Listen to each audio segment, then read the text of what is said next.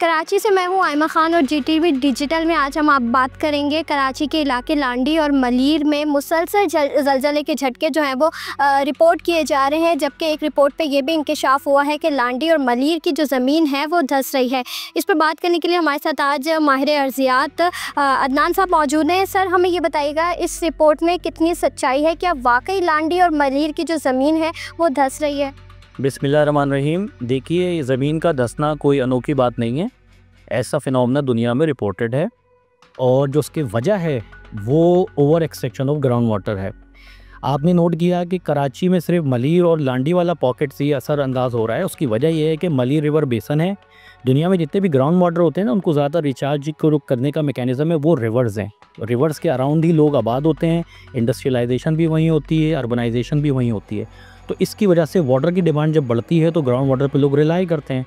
तो उसके नतीजे में क्या होता है कि ओवर डिपेंडेंस की वजह से एक्सप्लॉयटेशन ऑफ ग्राउंड वाटर जो होता है वो एक्स्ट्रा ऑर्डिनरी हो जाता है। होता क्या है कि जब आप ज़रूरत से ज़्यादा पानी ग्राउंड से निकाल लें और उसको रिचार्ज ना करें तो उसके नतीजे में आपका जो ग्राउंड वाटर का वॉल्यूम है वो जब निकलता है तो वहाँ पे खला रह जाती है, जिसकी वजह से ज़मीन ग्रेविटेशनल सेटलिंग पे जाती है, यानी धंसती है। तो ये वर्टिकल सब्सिडेंस जिसको हम कहते हैं, इसका बुनियादी जो वजह है वो बेसिकली ज़रूरत से ज़्यादा पानी का निकाल लेना और जितना रिचार्ज उसको होना चाहिए था ज़ेर ज़मीन पानी को उसका ना होना, ये इसकी बुनियादी वजूहात में से।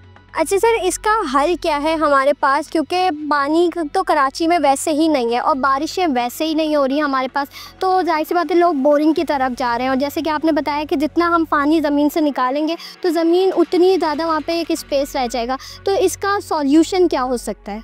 देखिए, सबसे पहले तो इस बात को समझें कि जो ये ग्राउंड वाटर रिसोर्स है ये पब्लिक कमोडिटी है और इसको अनकंट्रोल और इर्रेगुलर निकालना दुनिया में कहीं पे भी नहीं है। इस तरह की प्रैक्टिसेस पाकिस्तान में चाहिए कि रेगुलेटरी बॉडीज़ बने और इसको कंट्रोल करें कि कितना पानी जो है वो आप निकाल सकते हैं और उसका रिचार्ज जो है उसको भी इंश्योर किया जाए कि जितना आप पानी निकाल रहे हैं उतना या उससे ज़्यादा पानी आप रिचार्ज करें। अगर आप इसको प्रैक्टिस करेंगे तब कहीं जाके आपका जो ज़ेर ज़मीन पानी है उसकी सतह अपनी जगह पे कायम रहेगी और ये जो ज़लज़ले आ रहे हैं या इस तरीके की डिफरेंशियल सेटलमेंट हो रही है ज़मीन की, ये कम हो जाएगी। अच्छा सर, ये भी हमें बताइएगा कि कराची में बारिशें तो हो रही नहीं हैं, तो जब बारिशें नहीं होंगी तो ज़मीन को रिचार्ज किस तरह से किया जाएगा? तो क्या कराची में मसनूई बारिशों की आप समझते कि ज़रूरत है? देखिए, जो बारिश है ना उसकी फ्रीक्वेंसी जो होती है वो चेंज होती है, एक पैटर्न है। जैसे हर 3 साल या 2 साल के बाद एक बड़ी बारिश का इम्कान होता है। तो फ़िलहाल तो हमें ज़रूरत नहीं है कि हम आर्टिफिशियल रिचार्ज यानी कि आर्टिफिशियल रेनफॉल की तरफ जाएं। फ़िलहाल हमारे पास जो मॉनसून आता है, चाहे 2 साल बाद या 3 साल बाद एक बड़ा स्पेल आता है, तो वो जो पानी आ रहा है उसको हम जो ज़ाया कर देते हैं सरफेस रन ऑफ में, उसको इनफिल्ट्रेट करने के लिए एक मैकेनिज़्म बना लें ताकि जब भी ये बारिशें हों बड़ी, उनका पानी जब ग्राउंड हो जाएगा तो ऑटोमेटिकली आपका ग्राउंड वाटर लेवल बढ़ जाएगा और जब वो बढ़ जाएगा तो फिर वो इतना सफिशेंट हो जाएगा कि आप डिस्चार्ज भी कर सकते हैं, उसमें से निकाल भी सकते हैं और आपका ग्राउंड वाटर लेवल मेंटेन रह सकता है।